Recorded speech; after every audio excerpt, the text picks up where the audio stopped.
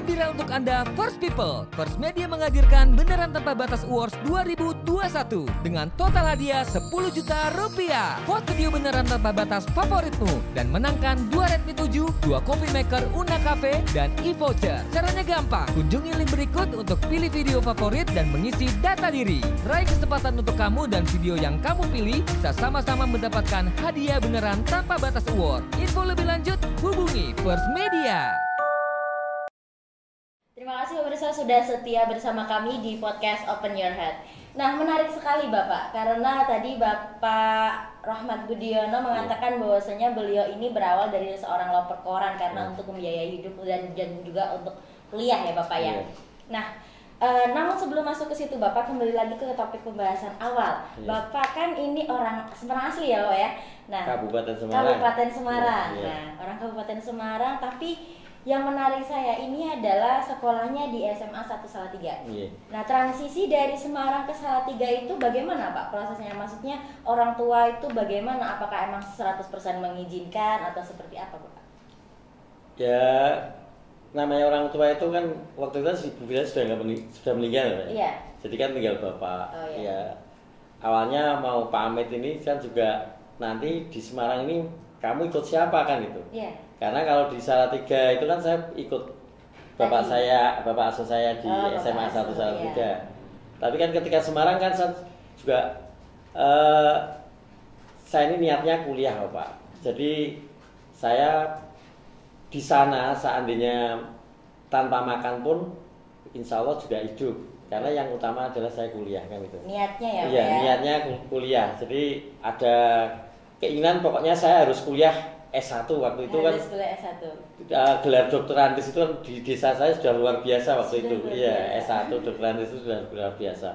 Sehingga saya hanya berkeyakinan besok karena tadi bapak saya sudah nggak mampu memberi uang, saya dapat pinjaman itu, ya saya harus berangkat ke Semarang. Di Semarang tadi karena saya sudah pengalaman ikut orang, sehingga memang bayangan dari rumah itu kan ya harus ikut orang juga.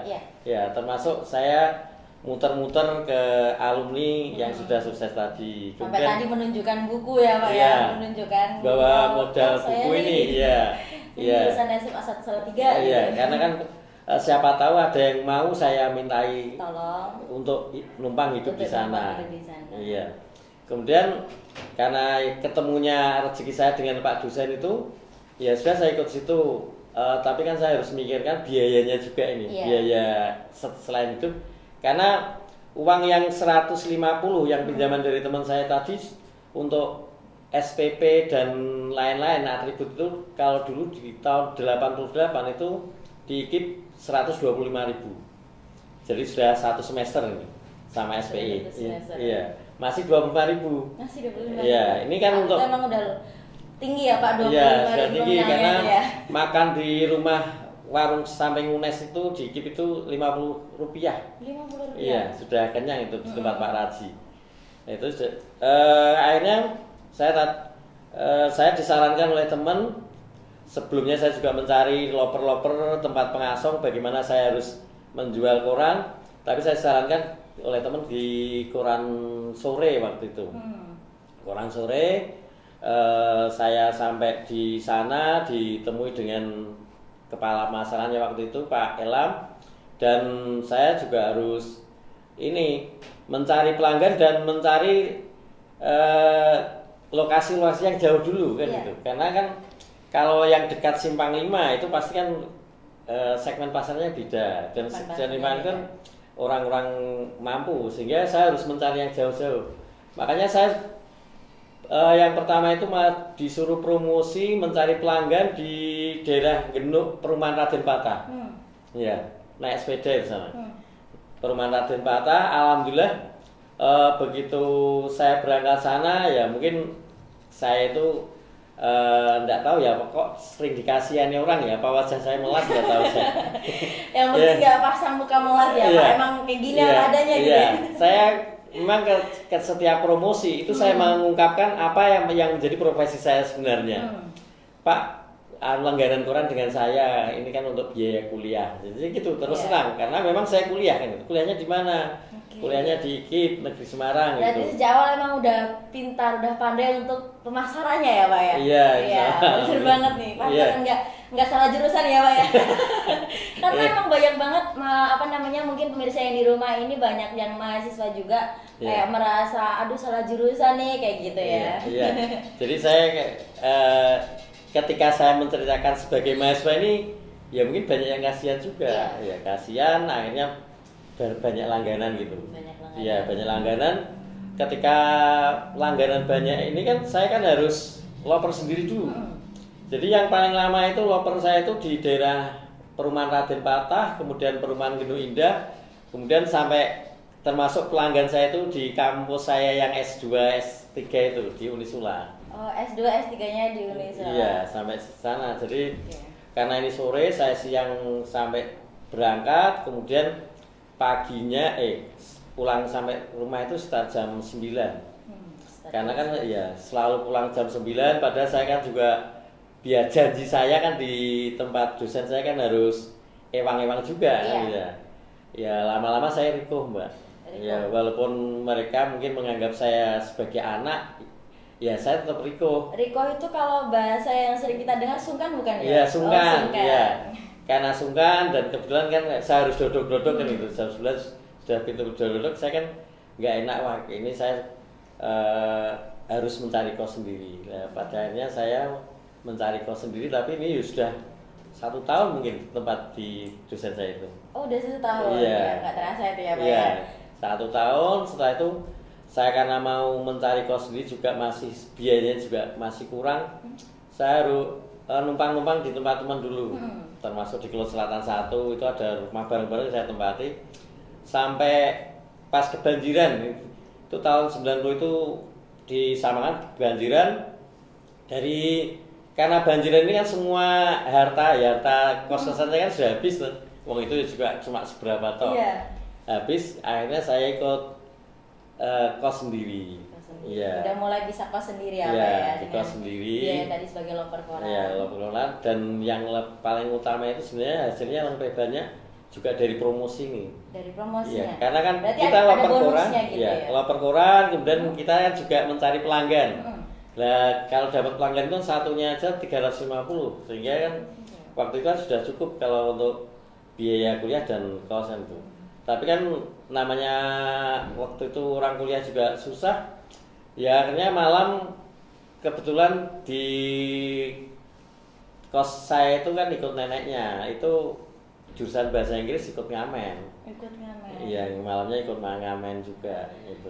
Menarik Bapak. Ini kan Bapak kuliah sambil bekerja, bisa dikatakan istilahnya seperti itu kalau mahasiswa sekarang ya. Nah, apakah ketika dulu itu kuliahnya Bapak ambil yang reguler atau non reguler biar untuk pembagian waktunya, manajemen waktunya itu seperti apa Bapak antara kerja dan juga kuliah?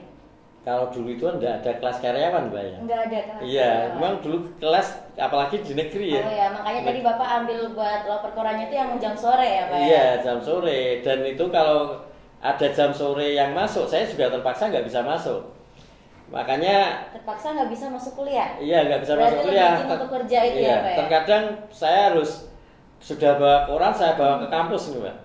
Dari kampus nanti banyak dosen-dosen saya itu sekarang masih insya Allah masih gesang ya di UNES itu Pak Kardoyo, Pak Bu Murwati, itu Bu Margunani itu semua tahu itu dulu karena kan kalau saya bawa koran ya, dia juga pinjam gitu. Ya. Pinjam? Iya, nggak beli. Iya. Pinjam ya Pak. Iya. Aduh buat Bapak guru ya, mungkin kalau misalkan sekarang ada mahasiswanya yang masih menjadi loper koran mengikuti jejaknya Bapak, bukan berarti yang ini diambil positifnya ya Pak ya. Iya. Karena sekalipun kita sebagai loper koran, tapi kita juga bisa sukses gitu ya Pak ya. Yang penting itu kan ada niat dan juga tekad gitu ya Pak ya. Dan waktu itu karena saya terlalu banyak loper koran, banyak kerja, malam ngamen, IPK saya di IKIP Negeri Semarang itu waktu itu 2,3. 2,3? Iya, 2,3 itu sudah luar biasa. Karena kan waktu itu ada aturan, ketika besok mau berkeinginan S2 itu harus IPK-nya minimal 2,5. Ya akhirnya saya mengikuti, sudah ujian skripsi sudah lulus, saya mengikuti kuliah lagi nih Mbak. Mengikuti kuliah lagi? Iya, lagi? untuk perbaikan nilai. Iya, sampai 1 tahun. Maka 1,5 tahun. Makanya saya lulusnya juga S1 ini 5,5 tahun. Iya, 5,5 tahun. Wisudanya di semester 6 ya, berarti saya hampir 6 tahun. 6 tahun di kampus ya Pak? Iya, itu bukan karena menjadi kebanggaan, bukan karena menjadi apa ya, kesayangan dosen enggak ya Pak, tapi karena emang ada niatan untuk mengejar cita-citanya untuk melanjutkan ke S2 gitu ya. Jadi waktu itu saya S1 saya harus IPK 2,5 ya. Karena waktu itu juga ini orang tua itu sudah pesan, hanya dengan ilmu kamu itu bisa melanjutkan merubah hidup saya. Makanya hanya dengan ilmu Anda bisa merubah nasib Anda gitu. Iya. Karena itu kan maka walaupun waktu itu ya mungkin hanya mimpi ya, S1 loper koran bisa lulus itu kan sudah luar biasa. Tapi saya masih berkeinginan saya harus melanjutkan S2 kan gitu. Ya. Setelah saya lulus bisa bekerja sebagai staf pemasaran. Staf pemasaran. Iya, di Harian Sore Wawasan. Iya, Harian Sore Wawasan, tapi yang belum karya tetap ya. Akhirnya saya juga mencoba menjadi staf marketingnya di Mentari, majalah Mentari.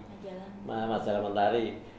Setelah dari stafnya marketing majalah Mentari, saya kan ada studi banding ke Grapena Japos di Surabaya. Itu kan melihat waktu itu ada bursa koran. Bursa koran banyak agen yang bursa itu. Kayak jualnya kayak lelang itu. Akhirnya saya tertarik. Ini kok keuntungannya ternyata besar menjadi agen itu. Makanya tahun 97 itu saya sudah mencoba mendirikan agen. Masih bergelut di dunia perkoranan. Iya, perkoranan. Dan kalau jadi agen, kalau cuma jadi agen ngebosi aja ya bangkrut. Tapi kan saya kan harus juga ngasong sendiri, Mbak. Karena kan ketika mencari anak buah itu kan ketika di perempatan mana biar anak buah mau, saya harus menjual di situ juga, gitu. Ya harus menjual di situ juga. Jadi banyak perempatan di Semarang ini dulu ketika sore hari saya sering itu jualan di situ karena nunggoni anak buah saya ini.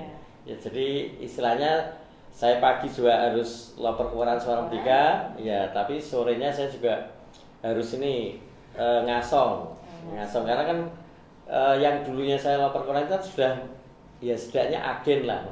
Semacam pengepul, kemudian saya punya banyak anak buah kan gitu. Baik, Pak. Iya. Nah, untuk ketika Bapak tadi kan sejak awal menjadi seorang loper koran pernah juga bekerja di staf marketingnya. Lagi-lagi dalam persoalan perkoranan nih Bapak. Kenapa dengan perkoranan Pak? Apakah ada sesuatu hal yang emang menarik untuk Bapak? Oh ini kayaknya koran menjadi sebuah media yang emang harus dikembangkan atau seperti apa? Dari sudut pandang di mana Pak? Yang membawa Bapak sampai sekarang? Ya waktu itu kan memang koran itu kan potensi usaha nih. Dan waktu itu kan ada kebanggaan, ada kebahagiaan ketika mengajak anak buah saya itu kan juga bekerja di sana. Kan banyak pengasong, banyak loper itu Pak.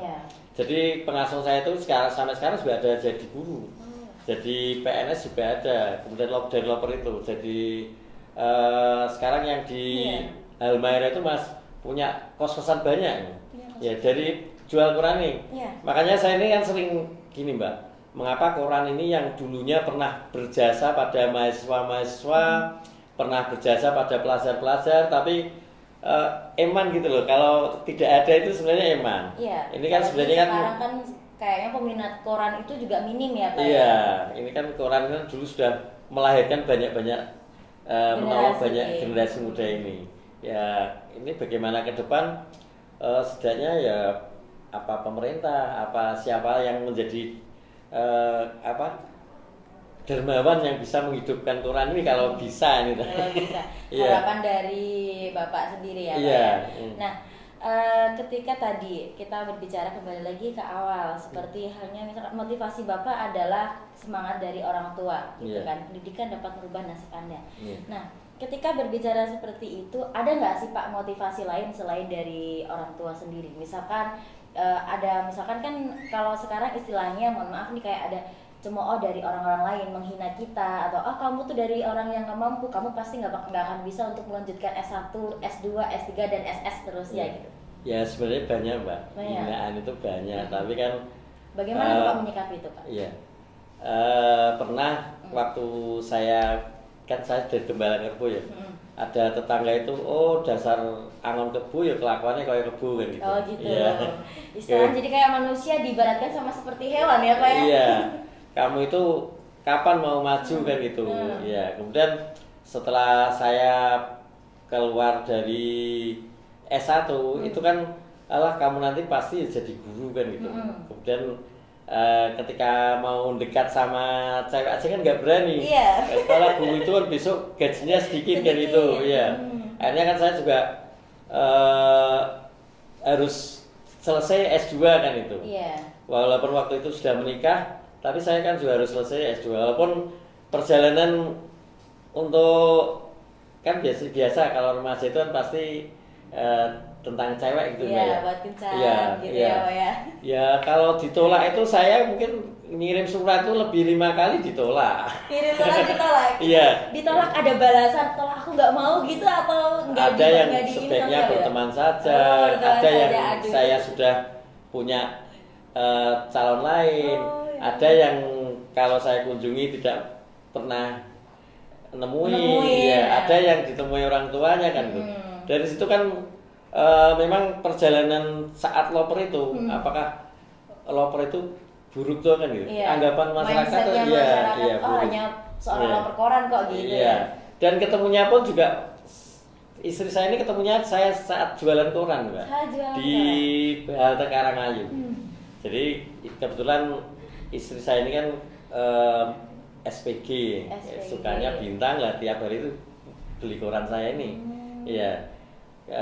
Dan alhamdulillah walaupun mungkin kalau enggak hanya SMP mungkin dia nggak mau karena istri saya hanya lulusan SMP. Ya, waktu itu juga ada pertentangan dari teman-teman, kamu itu sarjana tapi kok istrinya hanya SMP dan pelayan toko kan itu.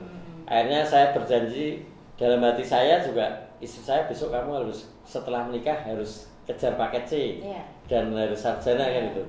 Alhamdulillah juga sarjana juga. Alhamdulillah. Iya, dan alhamdulillah sekarang jadi kepala sekolah walaupun sekolah TK. Alhamdulillah, karena emang pendidikan untuk saat ini tidak menutup kemungkinan usia berapapun bisa menyelesaikan pendidikan setinggi-tingginya ya Pak ya. Nah, buat pemirsa nih yang misalkan kalau misalkan sering banget mencemooh mungkin ya Pak ya, istilahnya bahasanya mencemooh itu kayak apa sih gitu, kamu dari keluarga gak mampu, jangan seperti itu. Misalkan kalau misalkan tadi dibilangin pasti menjadi guru aja gitu.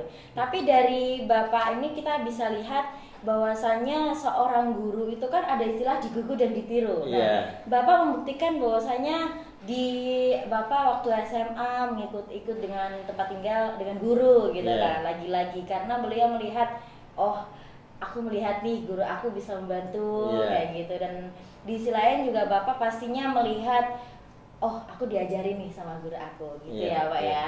Nah gitu Bapak. Nah untuk Bapak kan sebagai seorang bapak nih Pak ya, istrinya juga sebagai seorang guru, alhamdulillah. Nah bagaimana Bapak menyikapi itu, maksudnya dalam hal Bapak kan seorang bapak, apalagi sekarang juga menjadi seorang dosen. Nah bagaimana Bapak menanggapi terkait anak-anak zaman sekarang? Anak zaman sekarang ini kayaknya untuk kuliah itu terkadang hanya orientasinya ijazah. Hanya ijazah, yang penting aku punya ijazah gitu. Iya, padahal yang utama yang untuk mengangkat derajat kita ini bukan ijazah. Pengalaman ilmu sebenarnya. Ilmunya. Kembali kepada ilmu. Jadi saya jadi PMB itu 5 tahun. Ketika mahasiswa datang, saya tawar itu hanya dengan ilmu kalian ini nanti akan maju. Jadi jangan mencari ijazah. Saya kan selalu seperti itu.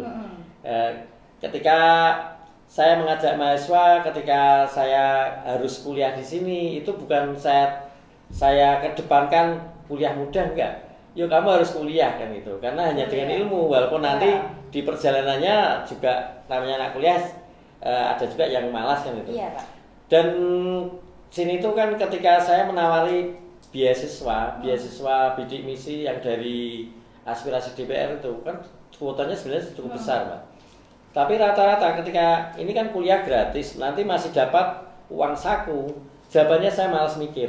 Malas mikir? Iya, padahal sudah dapat ya, uang saku, tapi masih malas mikir lah. Ini kan kok beda sekali dengan dulu kan. Dulu itu kan memang kita ini memang harus bagaimana orang kuliah. Ya, saya harus loper koran. Ya. Saya harus ngenger tadi sama guru, sama dosen. Ya, yang penting saya lulus kuliah. Tapi sekarang dengan aspirasi DPR RI yang sudah kuliahnya gratis, kemudian ada uang saku, malah tahun depan tuh rencananya 1.200.000 tuh Mbak.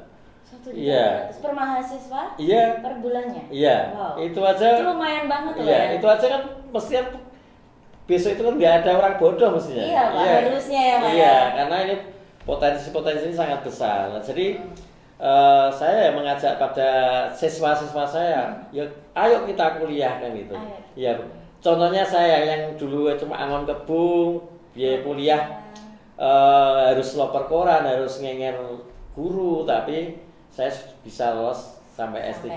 Iya. Iya. Mungkin kan ada kalanya lebih enak jajan kan itu. Iya. Padahal kan investasi pendidikan ini kan ya nggak akan habis-habisnya. Iya. Iya. Karena ilmu itu ketika dibagi itu nggak akan berkurang ya Pak. Iya, insya Allah. Akan bertambah gitu ya. Iya. Seperti saat ini ketika saya ngobrol dengan Pak Rohmat ya kan, saya juga mendapatkan ilmu dari sisi beliau karena emang semangat itu perlu ya Pak ya. Iya, semangat. Yang utama semangat. Kalau intelektual itu kan semua orang rasanya Allah itu menciptakan kita ini sama intelektual kita. Iya.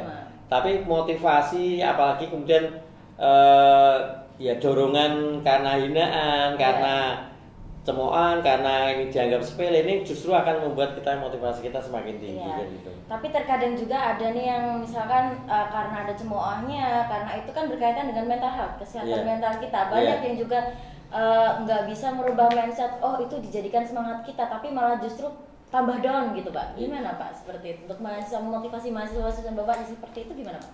Ya kita harus yakin bahwa besok itu kita tidak akan lebih dari mereka yang mencemoohkan gitu.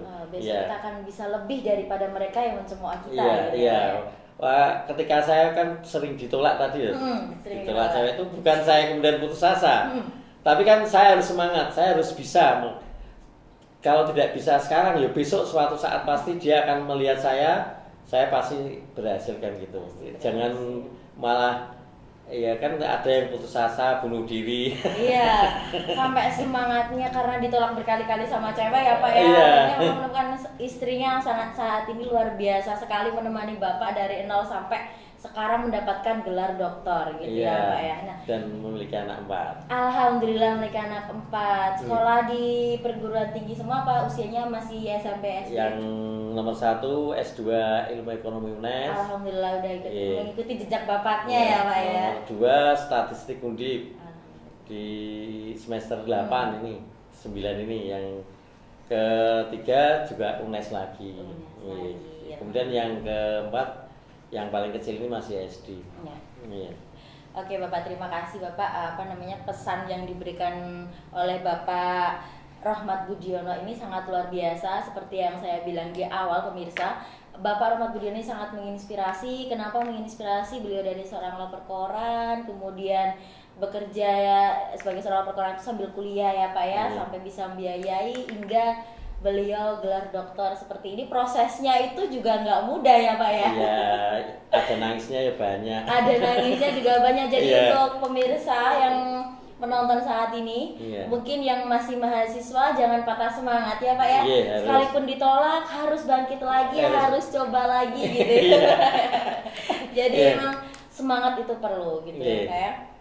Baik Bapak, mungkin ada pesan dan yang ingin disampaikan sekali lagi untuk mahasiswa maupun generasi-generasi milenial yang saat ini melihat perkembangan teknologi dan juga dunia global ini kan semakin berkembang pesat kan. Iya. Bagi remaja, bagi anak-anak dan bagi mahasiswa seluruh Indonesia, marilah kita bangkit. Jadi hidup ini hanya bisa sejahtera ketika kita memang hanya memiliki ilmu pengetahuan. Jadi kalau saya memberikan kisah-kisah bukan berarti saya cengeng ya. Bukan karena cengeng atau karena saya ingin memperlihatkan pada orang lain, tapi intinya saya memotivasi pada remaja, pada mahasiswa untuk selalu menuntut ilmu. Ya, adanya teknologi sekarang ini justru membuat peluang dan kekuatan para mahasiswa ini semakin kuat, semakin terbuka, apalagi banyak beasiswa. Tapi yang utama adalah kemampuan kita, dan yang utama adalah motivasi.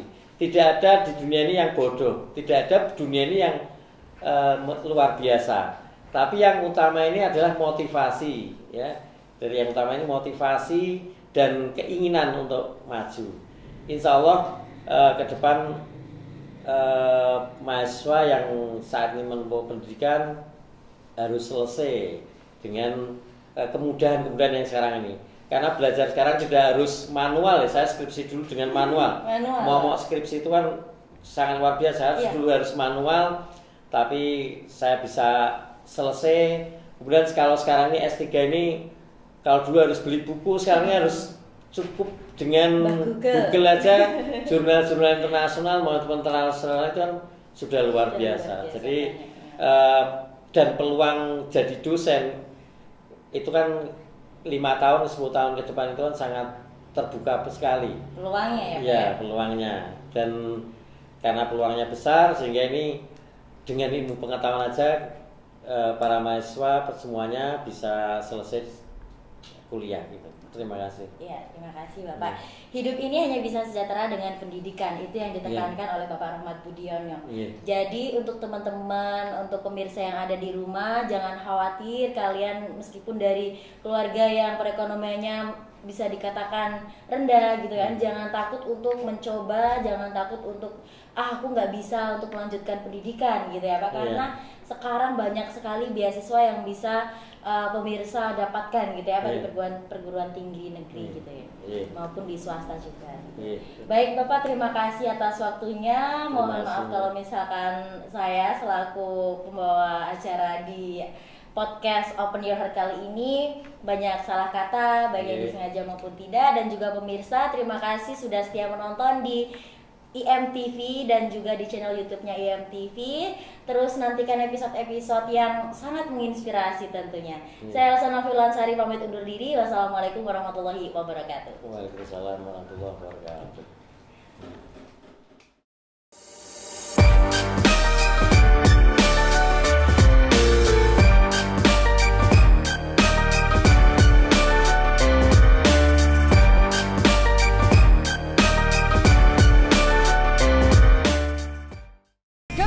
Untuk Anda First People, First Media menghadirkan Beneran Tanpa Batas Awards 2021 dengan total hadiah 10 juta rupiah. Vote video Beneran Tanpa Batas favoritmu dan menangkan 2 Redmi 7, 2 Coffee Maker Una Cafe, dan e-voucher. Caranya gampang, kunjungi link berikut untuk pilih video favorit dan mengisi data diri. Raih kesempatan untuk kamu dan video yang kamu pilih bisa sama-sama mendapatkan hadiah Beneran Tanpa Batas Award. Info lebih lanjut hubungi First Media.